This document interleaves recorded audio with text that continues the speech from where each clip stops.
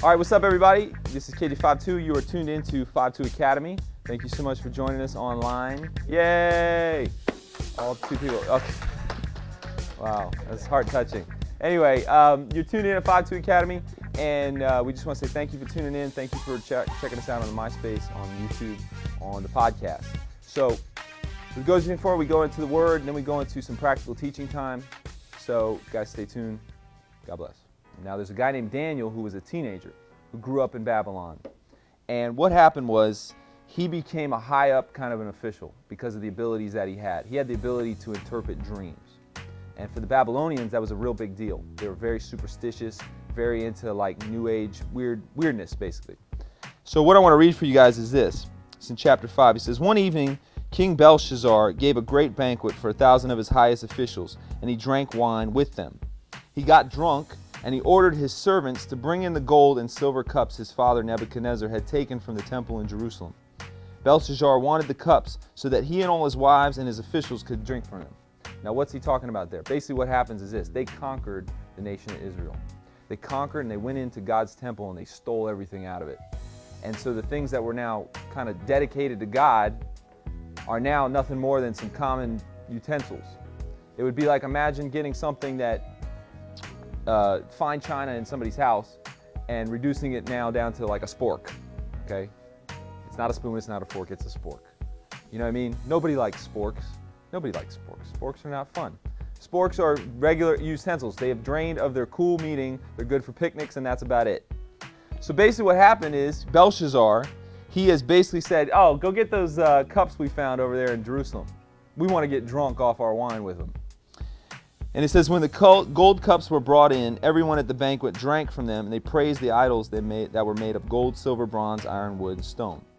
Now pay attention, verse 5.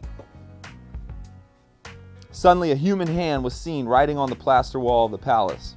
The hand was just behind the lampstand, and the king could see it writing. He was so frightened that his face turned pale, his knees started shaking, and his legs became weak. They pull out the cups, they start drinking, they start getting drunk. Then once they're nice and drunk, they're like, yeah, we love the God of blah, blah, blah.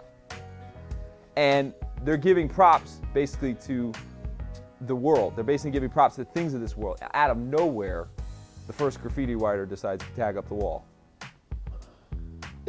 God was the first graffiti writer to tag. Well, you don't believe me? It's verse 5. It says, out of nowhere, suddenly a human hand was seen writing on the plaster wall of the palace. What is this guy doing over here? Writing on the wall because he has something to say. If you have something to say, you put it up where everybody can see it. Now, it goes on to say, if you read the rest of the chapter, 3 things were written. And the Babylonians stared at it and could not understand what it meant. They couldn't read what was up there. The hand of God wrote something on the wall and they could not figure it out. And they got so nervous, so scared. It says the king actually, his knees began to knock together so loud everybody could hear it. And it goes on to say that they basically called in all the different pagan magicians and different guys like that to actually try to figure it out.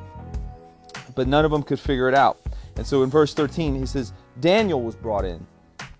The king said, so you are Daniel, one of the captives my father brought back from Judah. I was told that the gods had given you special powers and that you are intelligent and very wise. None of my advisors, none of my men with the spirits of the dead can read this writing or tell me what it means. But I've been told that you can understand everything and that you can solve difficult problems. If you can read this writing and tell me what it means, you will be the 3rd most powerful man in the kingdom. And it goes on to say that Daniel begins to read what's up there. And he tells the king exactly. And you know what he tells him? He says the words written there are mene, which means numbered, tekel, which means weighed, and parson, which means divided. God has numbered your days. He has weighed out your life, and your kingdom will be divided. And it goes on to say, Daniel becomes the 3rd most powerful man in the kingdom, and that night the king was killed. Now I'm going to stop right there. This is all in chapter 5. Of Daniel. What is going on here? These guys are getting toasted.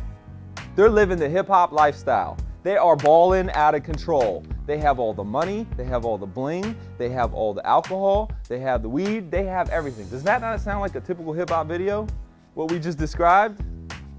Now imagine them in your typical 50 Cent, whatever video, Out of nowhere, a hand pops up. Starts spray painting on the wall. Big old burner. If you've ever been in New York City, you'll see these massive wild styles. They're incredible. And one of the things about a wild style, graffiti art wild style, is the fact that only the writer understands what it really says. And what are they putting up there? When a writer writes his name, he's writing his name. He's proclaiming what he has to say. Now this all sounds very blah, blah, blah, and I'm doing this for a reason. Because God has put certain things out to be proclaimed on the wall where everyone can see it. But the world can't understand it. It's your job to be the Daniel. Take what God has written, put it down, break it down, and say, this is what God has to say to you. Every time you write a rhyme, you're taking what God has to say and you're breaking it down so the average person can understand. Now, did you know what Daniel said there? His message to the king wasn't like, hey, by the way, king, you're a great guy. God says everything's going great. Keep drinking, keep doing your thing, keep balling. Daniel didn't say that. Daniel said, you know what? God's sick of the way you live, and if you don't change your life, you're going to end up dead. That's a hard, can you imagine that? Somebody calls in, hey, tell me what's on the wall. Oh, what's on the wall? Yeah, you're going to die. That takes some courage, doesn't it? To say that to somebody, to step into their face a little bit and go, you know what? This is what God has to say to you. Think about our world today. Think about it. Our world doesn't want to hear that homosexuality is wrong or that God says that it's wrong. Our world doesn't want to hear that a man and a woman should get married before they have sex. The world doesn't want to hear that. There's a lot of things in God's word that the world does not want to hear, but God is saying, you know what? The world can't understand it, but I've stuck it up here, and it's your job to break it down and tell the world. That's it. That's all he's asking you to do. Every time you make a beat for Christ, every time you write a rhyme, every time you do that, you're taking what's here and putting it down. I never forget, in ninth grade, my Spanish class. I still remember this to this day. There was a dude that would stand outside of my class and hand out tracts in our classroom. And I was not a Christian. In fact, I was very anti-Christian. In fact, I used to sit and debate this guy and tell him how wrong he was. And I remember taking that tract and trying to read it and trying to understand. I couldn't understand what it was. I threw it away. Why? I couldn't comprehend the things of God. Somebody came along and broke it down to me and explained it to me, and I realized at that moment I had a choice. I was going to live for God, or I was going to keep living for the way I live my own life. God has put his standard on the wall. He's put his standard in the word. He's made a standard, plain and simple. It's your job to break it down and make it understandable. You see what I'm saying? That's hard. People don't want to hear it. Did you notice? Think about this for a second. Did you notice that king? Did he go to Daniel first in that story when he wanted to know what the wall said? No, he didn't. What does it say? He says he went to all his magicians. He went to all his astrologers. He went to the world to try and figure it out, basically. Think about it. This world is looking for answers. They are hurting on the inside. They want answers. They want to know, hey man, I party my life away and I still don't feel fulfilled. I have sex every night and I still don't feel like, I still feel empty on the inside. What am I missing? You know what I mean? Why do you think people turn to astrology to read their future? Why did Miss Cleo make all that money? In spite of her fake Jamaican accent. Why? Because deep within everybody's heart, people have a desire to touch with something bigger than themselves. It's just we reach for the wrong things most of the time.